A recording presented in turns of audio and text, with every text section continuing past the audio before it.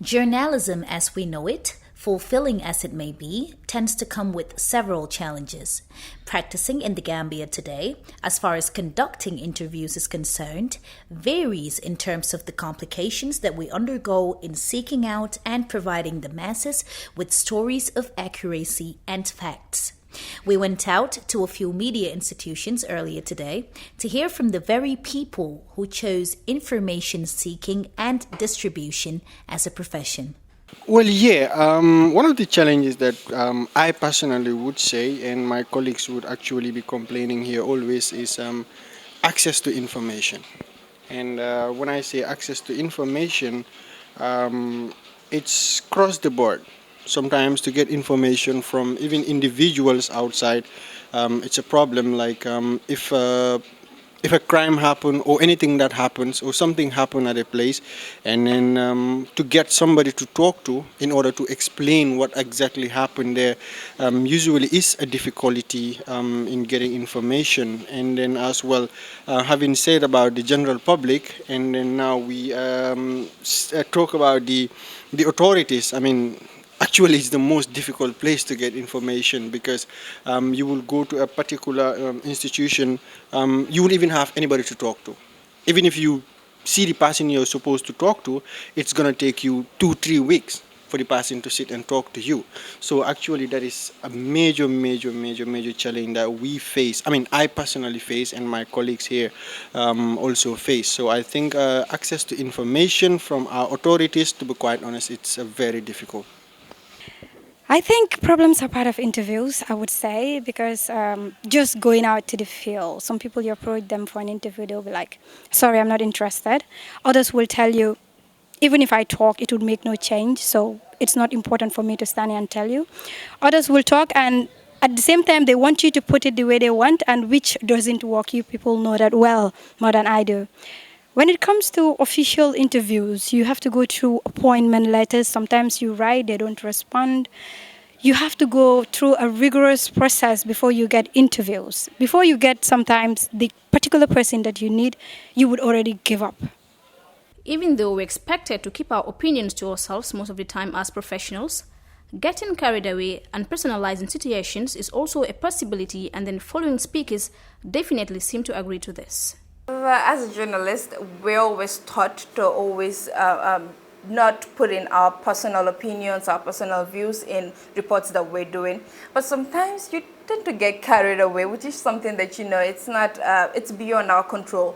But at the end of the day, we try as much as we can to just put in that professionalism, to just separate the personal views, the personal opinions from the reports that we do. So yes, sometimes I kind of, but at the end of the day, I just end up making it professional and then getting it done. Well, it happens. I can say in a press conference organized by one of the political parties. So that day my story was not focused. I don't intend to focus the story on the speakers at that event, but those attending the event, just to judge their perspective regarding the particular activities they themselves were attending. So I turned my mic towards someone, like I started greeting, and she was, hey, tell me. The individual then ran away. Journalists, all they will write something about you which you don't know. I think now the people should know that we have graduated from that. We have schools, that are offering tutorials on journalism and others. People should know that majority of these journalists in our media entities are graduates from tertiary institutions or the university. Others even went far to other countries to study the profession. So people should not deem us as enemies, rather to see us as patriots who are trying to hold the government accountable and to work towards the welfare of the general public. If I can remember, it was with one politician. It is like I didn't go fully prepared. He was ready for me, and the interview got harder. Even to ask the following question was very, very, very difficult for me. Yes. Yeah, let me tell you a short story. I call it an episode, something that I will never forget as a journalist. I once went to RVTH. I'm so this official will be watching this or will watch this at some point. I went to RVTH to do a report or to conduct a report about, there was a report that I did on maternal mortality, the time that everyone was complaining about it. So I approached this government official, but the response was really disheartening, you understand, because he had an experience with one of the journalists in this country, and then unfortunately for me, it was all plastered on my face that day. You understand? He called out all journalists in this country to be very, I don't even want to mention that name.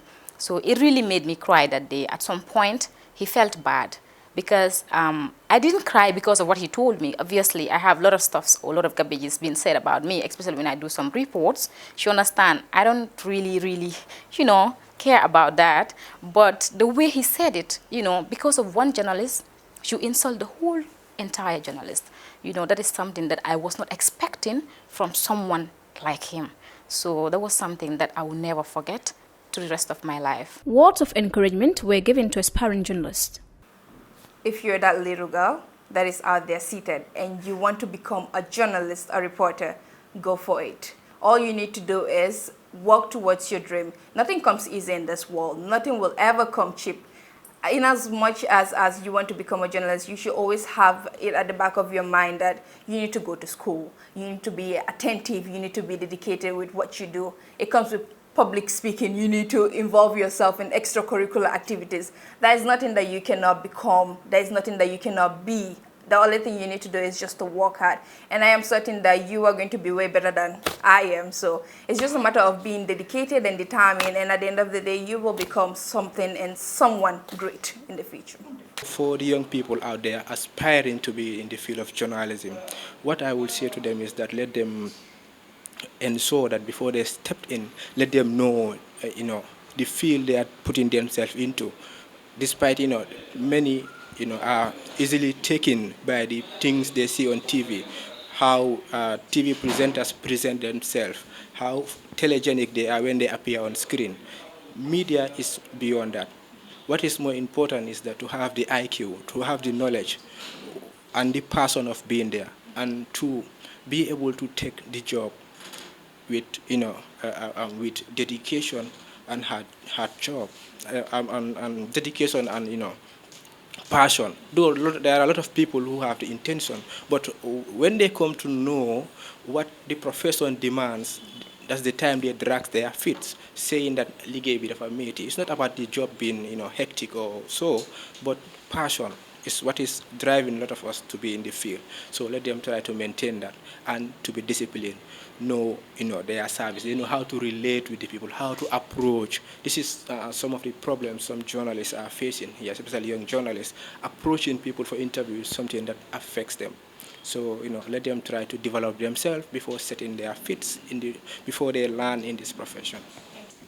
Well, the advice I would have for them is not to give up, not to listen to what people say, because if I can remember when I told my family members that I wanted to be a journalist, they were like, it's risky. That was during the former regime. It's risky that being a journalist has a lot installed, and they didn't think I was ready for it. So what I have for the aspiring journalists is that they should keep pushing. If you have passion for it, you have to work to get what you want. Yes. Yeah, I know that most of the girls that will sit there and be like, I want to be like this person, they already have that dream up there. You understand? So you don't need to tell those people, get your dreams together and all that. All I have to tell this little girl out there is that if you want to be a journalist, you need to build that thick skin, as my boss will call it, Fatu Kamara. If you have that thick skin, there's nothing that you can do in that field. That's all you need. Just don't care about what people say about you. Know what you're doing. Don't listen much about people. Just listen to yourself. Sometimes I see comments on my reports. I laugh about it. And if the person is saying something that is right, I just make sure I learn from it and adjust from it. So that's all you need. Information derived from accurate sources with a certainty of making some type of impact. Reporting for the Fatu Network's News Review, we are Mudi Wangam and Mati Senghor.